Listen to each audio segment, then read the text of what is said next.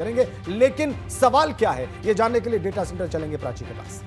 बिल्कुल राजेंद्र, तो देखिए सबसे सटीक विश्लेषण एबीपी गंगा कर रहा है और सबसे सही ये जो सर्वे है लेकर आया है। हर हफ्ते लोगों का मूड हम बता रहे हैं और अब अवध को लेकर सवाल पूछा गया है, क्योंकि अवध का मन अगर जीतेंगे तभी सिंहासन यूपी का मिल पाएगा, ऐसा जरूर कहा जाता है। और सवाल यह है कि अवध में किसे कितने वोट मिलेंगे। कुल 118 सीटें हैं और ये 118 सीटें जो हैं किस तरीके से बटेंगी, ये महत्वपूर्ण सवाल राजेंद्र। बिल्कुल, ये बहुत ही महत्वपूर्ण सवाल, क्योंकि अवध एक बड़ा क्षेत्र, वहां पर कुल सीटें हैं 118, तो वहां पर किसको कितने वोट इस बार मिलते दिखाई दिए इस सर्वे में, अब हम वो आपके सामने रखने जा रहे हैं। भारतीय जनता पार्टी यानी एनडीए को 43% लोग अवध क्षेत्र में अपनी पहली पसंद बता रहे हैं। समाजवादी पार्टी को देखिए, Bharatiya Janata party ruling party है, सत्ताधारी दल है, 43%, 43% लोगों की पसंद है। नंबर 1 की पसंद है अवध क्षेत्र में, जहां पर 118 विधानसभा सीटें हैं। इसके अलावा नंबर 2 पर समाजवादी पार्टी है, 31% लोगों की पसंद है अवध के क्षेत्र में। इसके अलावा अगली party Bahujan Samaj party BSP 10% लोगों की पसंद है और कांग्रेस पार्टी 9% लोगों की पसंद है अवध क्षेत्र में। अन्य के बारे में 7% लोग सकारात्मक राय रखते हैं अवध के क्षेत्र में, अवध के इलाके में। अब इसमें बड़ी खबर क्या है, इसके लिए हम चलेंगे ब्रेकिंग सेंटर अनु के पास।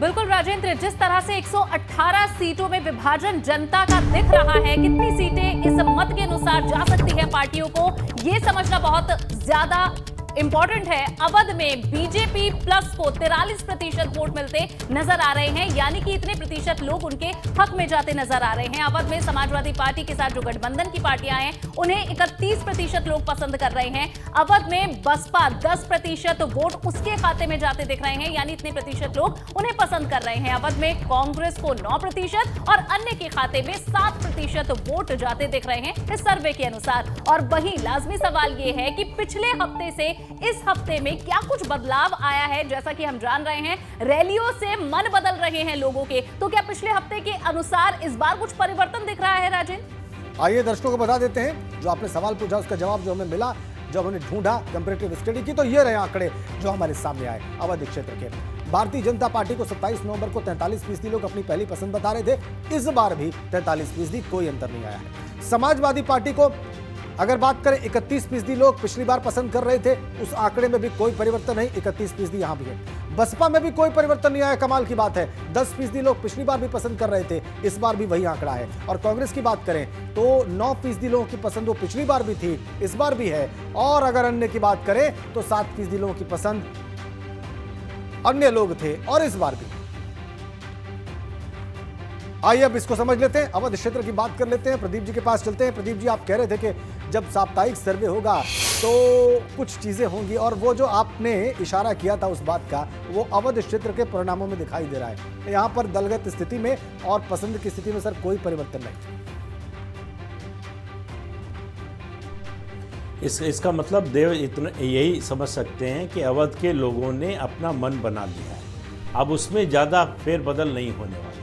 जो फ्लोटिंग वोटर रहता है उसने भी कहीं ना कहीं एक तरफ का मन बना लिया। अब ये लड़ाई जितनी आगे बढ़ेगी, मेरा मानना है कि बसपा और कांग्रेस, इनसे कुछ वोट निकलेगा, कुछ सपा में जाएगा और कुछ बीजेपी में जाएगा, तो वो लड़ाई और क्लोज हो जाएगी।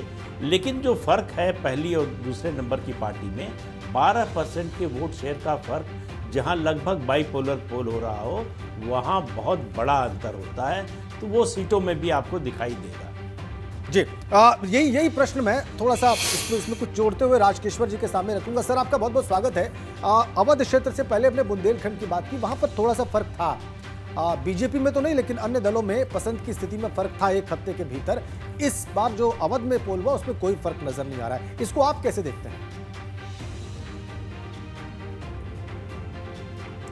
जैसा अभी प्रदीप जी ने कहा राजेंद्र जी, कि जब कुछ रैलियां होती हैं, कुछ सभाएं होती हैं, कोई चीज़ें लगातार होती रहती, तो उसका फर्क पड़ता है। तो इस बीच आप याद करिए, तो बीच 15 दिन में 10-15 दिन में पूर्वांचल में कोई ऐसी बड़ी रैली या कोई बड़ा नेता नहीं गया है। इसलिए आप ये नहीं कह सकते कि अभी जैसी स्थिति ऐसी बनी रह जाएगी, वो थोड़ा सा फर्क तो पड़ेगा। अभी सारी चीज़ें शिफ्ट हो गई हैं बुंदेलखंड की तरफ, तो वहाँ थोड़ा फर्क दिख रहा है। लेकिन जब पूर्वांचल में चीज़ें शुरू होंगी तो यहाँ भी फर्क दिखेगा। बड़ा सवाल वो है ठीक जो ठीक है राजकेश्वर जी, आपने पूर्वांचल की बात की तो तय पहले बहुत लंबा है। आपने